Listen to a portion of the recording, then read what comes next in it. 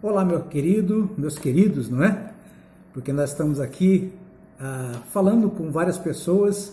Tenho esse privilégio hoje de falar contigo. Quero agradecer a oportunidade que me foi dada de poder falar ao teu coração, transmitir ao teu coração aquilo que Deus tem falado ao meu coração.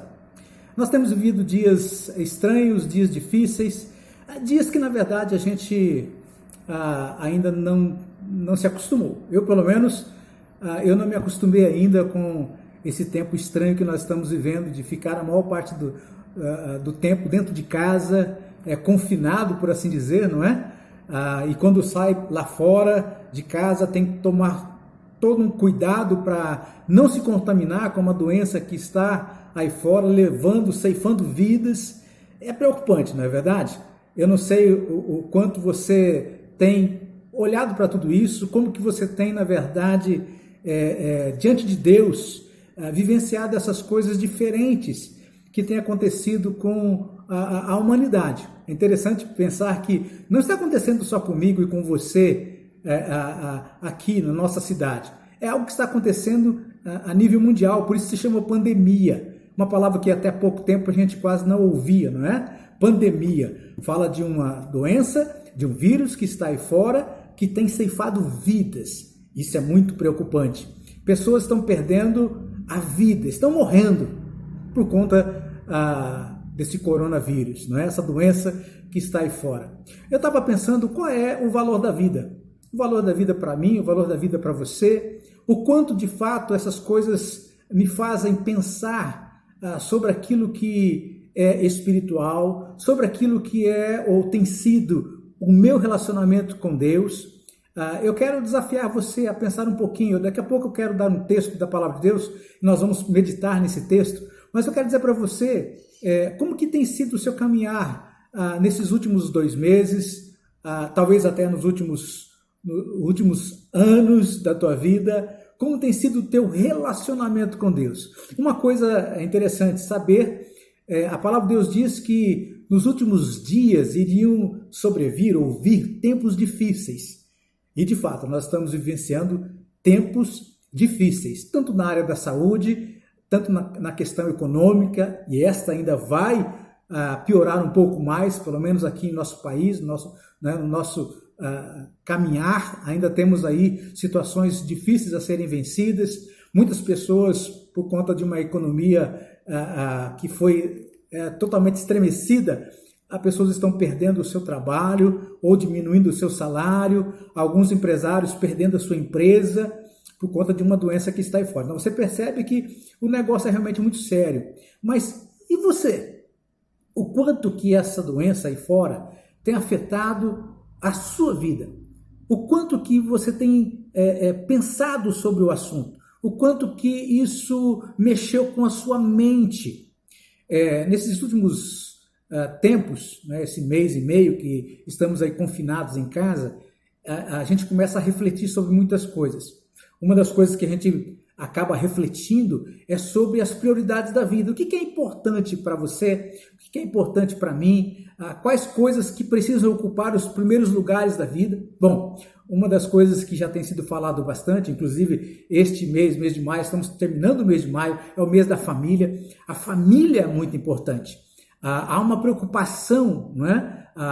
Dos pais para com os avós, com os netos, com os filhos, enfim. Nós nos preocupamos com a família. Isso é muito importante, devemos mesmo nos preocuparmos. Bom, a questão que eu quero dizer para você é que quando a gente fala de prioridade, nós estamos falando sobre aquilo que ocupa a nossa mente a maior parte do tempo, não é? Aquilo que ocupa a nossa mente, aquilo que nós somos levados a fazer, a buscar fazer, isso de fato é prioridade. É aquilo que nós buscamos fazer em primeiro lugar, em primeiro plano. Bem, eu perguntei para você como que está a tua mente.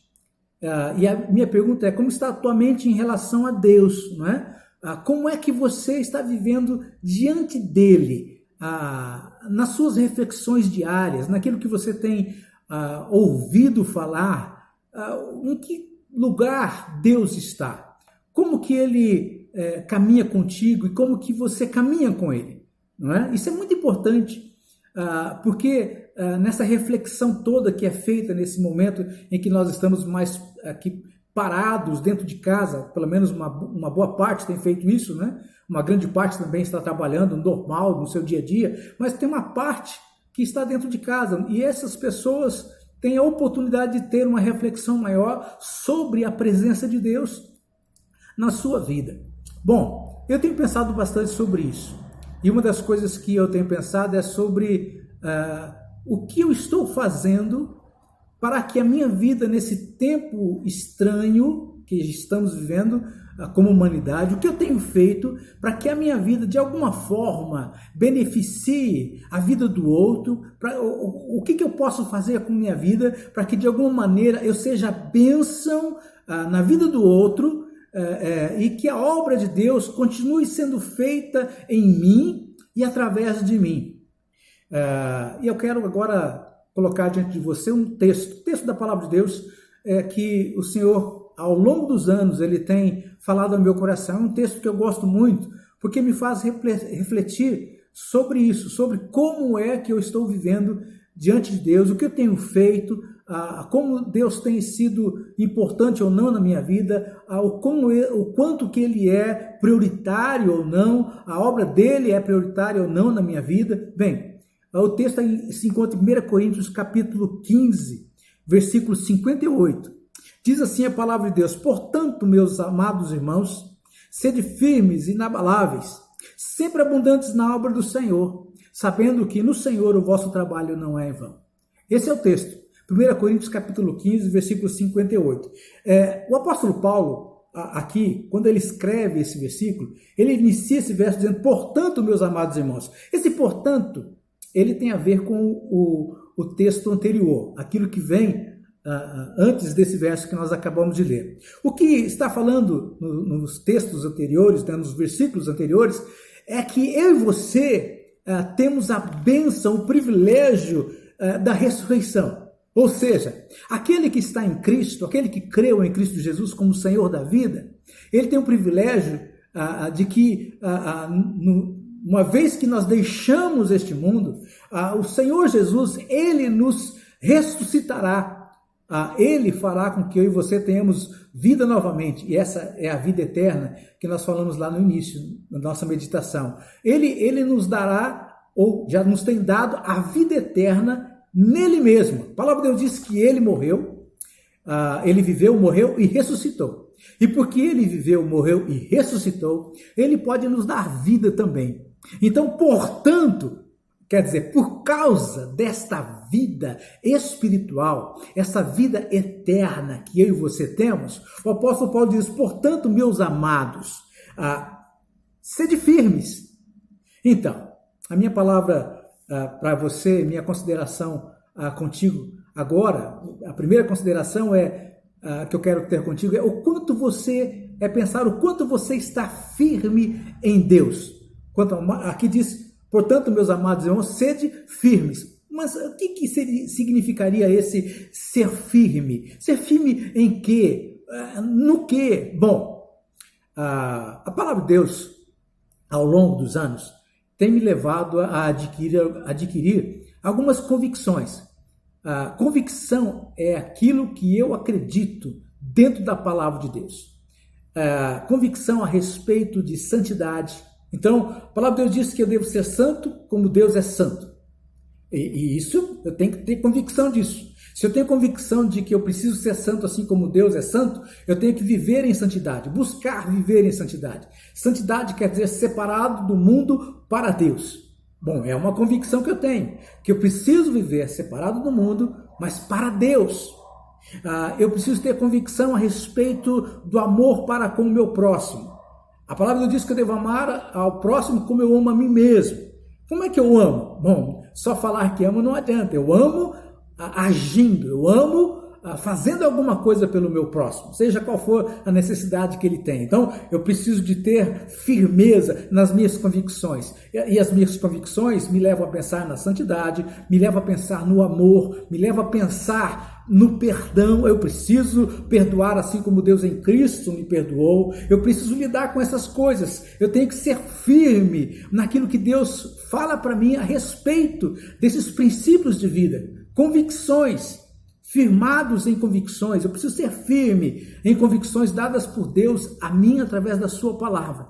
Então, saber que eu preciso me santificar, saber que eu preciso perdoar pessoas, saber que eu preciso amar pessoas, saber que eu preciso falar do amor de Deus, pregar o evangelho, ir por todo mundo e pregar, ter convicção de que é uma ordem dada por Deus, ser firme em todas essas coisas. Mas a palavra de Deus diz também que eu preciso ser firme quando as coisas se tornam difíceis, quando as provas chegam até mim, eu preciso ser firme, não é? Então, portanto, meus amados, serem firmes, olha aí, ser firme em todas as circunstâncias que a vida traz para a gente.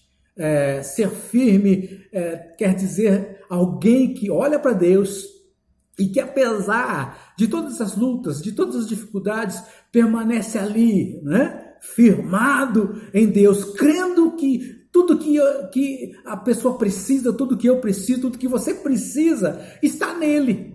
Então, firma suas convicções no Senhor, firma nele. Essa é a primeira consideração que eu quero fazer contigo, ser firme em Deus. Outro aspecto da firmeza, só pensando aqui um pouquinho mais, você não se corromper, né? Você ser tão convicto diante de Deus, daquilo que Deus tem na sua palavra, que você não se corrompe, que você não se vende com as coisas que o mundo lhe oferece. Você é firme em Deus e não se corrompe, não se vende pelas coisas que o mundo ou que o próprio diabo coloca diante da tua vida.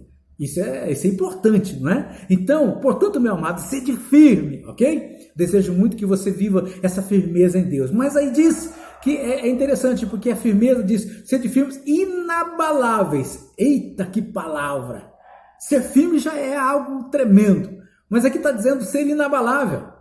E para mim, quando eu penso em algo inabalável, eu penso numa rocha, não é? Uma rocha, aquilo que é duro, que está ali firmado, que pode ser, de repente, batido, mas permanece lá, firme.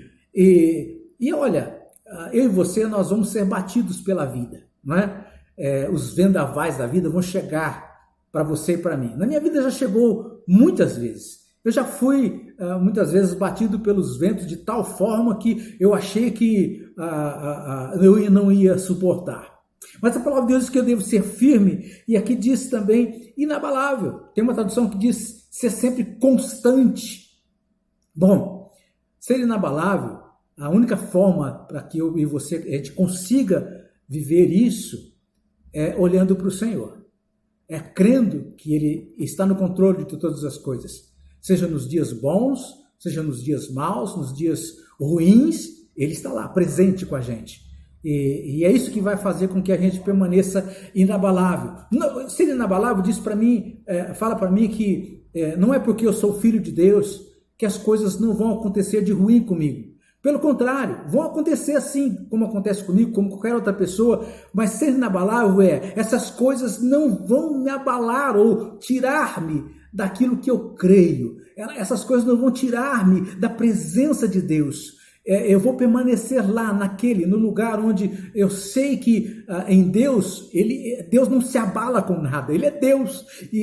Então eu posso estar nele, e estando nele, eu também não vou ficar abalado, não é? Eu vou estar firmado nele. Então eu desafio você a pensar que você permaneça firme, inabalável. Olha para o Senhor quando as coisas estiverem fora do teu controle. Está fora do teu controle, mas não está fora do controle de Deus. Então, ser inabalável permanecer firme, insistir, como alguém já disse, né? É você ser resiliente. Ser resiliente é você ter condições de começar de novo. Alguém te derrubou, mas você se levanta. Alguém te passou o pé, mas você se levanta e recomeça, e recomeça, e refaz. E como é gostoso se refazer diante de Deus. Como é gostoso ter a oportunidade de fazer de novo, de começar de novo. Fácil? Não é não. Eu já trabalhei como pedreiro, e eu me lembro na construção da minha casa, eu levantando as paredes, fazia ali colocando alguns blocos, né, um em cima do outro, e como eu não tinha experiência, trabalhei em dia de chuva, de repente quando achava que estava o bloco firme, daqui a pouco o bloco caía, porque estava molhado e o bloco não firmava, e depois eu fui aprendendo que não podia trabalhar com bloco molhado, tinha que ser no bloco firme, uma massa boa, e eu fui aprendendo, e às vezes tinha que levantava a parede até uma certa altura e daqui a pouco virava e aquela parede caía, mas eu estava ali para recomeçar, e eu recomeçava, colocava tudo de novo, ia fazendo, e hoje, pela graça de Deus, eu tenho minha casa, eu consegui construir minha casa, já vai para alguns anos, então até eu entendo que o trabalho não foi tão ruim assim. Então, permanecer inabalável é entender que Deus nos dá a oportunidade, ainda que passemos por provas, a oportunidade de recomeçar, não é? De permanecermos na presença dele, apesar de. O profeta Abacuque, ele fala muito bem sobre isso. Ele diz, olha, ainda que eu possa olhar para o campo e o gado não esteja lá. Ainda que eu olhe para o pé de oliveira e não tenha nenhuma azeitona lá. Ainda que eu olhe para a videira e não tenha uva. Olha aí, né? São coisas importantes no contexto do povo judeu. E Abacuque ele fala, ainda que essas coisas não tenham lá, eu porém olharei para o Deus da minha salvação. Isso é tremendo. Olhar para o Deus da salvação quer dizer, eu vou permanecer inabalável, apesar de, ok? Apesar de, eu vou permanecer firme. Aí ele diz, portanto, meus amados irmãos, sede firmes, inabaláveis e sempre abundantes. Olha outra consideração a fazermos aqui. Sermos abundantes eu tenho algo para ofertar para você. Eu já passei por momentos da vida onde havia uma sequidão de estio, ou seja, uma grande sequidão dentro da minha vida, dentro da minha alma. As pessoas chegavam perto de mim e eu não tinha o que oferecer, eu não sabia o que falar, como ajudar, como orientar. As pessoas me pediam conselho, eu falei, eu não sei o que falar. E eu chorava diante de Deus por conta dessa sequidão. Mas aqui a palavra de Deus diz que eu preciso ser firme, inabalável e sempre abundante na obra do Senhor. Ser abundante eu tenho algo para te oferecer, eu tenho algo para dar para você através da minha vida. Ser abundante ter algo, mais, sobejar, não é aquela coisa rasa, superficial, mas ser abundante, fazer a obra de uma forma plena, de uma forma grandiosa. Bom, você e eu podemos viver isso na presença dele. Então eu queria dizer para você que eu posso ser firme, eu posso ser inabalável, eu posso ser abundante na obra do Senhor, mesmo em meio a todo esse caos que está aí fora. E, sabe, a última consideração que quero trazer para você aqui, que nós vivenciamos isso porque estamos na obra do Senhor. E o trabalho dele não é em vão, vale a pena. Eu digo para você que vale a pena. Estou nessa obra já há muito tempo. Eu conheço o Senhor desde os meus 12 anos de idade. Hoje estou com 56, daqui a pouco, mês de junho, faço 57. Que privilégio tremendo servir a esse Deus grandioso. E eu quero dizer para você, olhe para o Senhor, olhe para a sua obra, há tanto para ser feito. Ali diz, sede abundantes na obra, fala de Jesus para as pessoas, entrega um folheto, dá o seu testemunho daquilo que Deus tem feito na tua vida. Não fique calado, não cale-se diante das maravilhas que Deus tem operado na sua vida, na vida das pessoas ali perto de você. Seja abundante na obra de Deus. Testemunhe, viva plenamente aquilo que Deus tem feito na tua vida. Eu desafio você a viver isso em nome de Jesus. Termino aqui a minha palavra, mas que de alguma forma esta palavra mexa com a tua vida e faça você viver de uma forma diferente. Viver vale a pena. Temos apenas uma vida para viver. E aquilo que fizemos para Cristo, para Deus, é o que vai permanecer. Deus te abençoe, em nome de Jesus. Amém.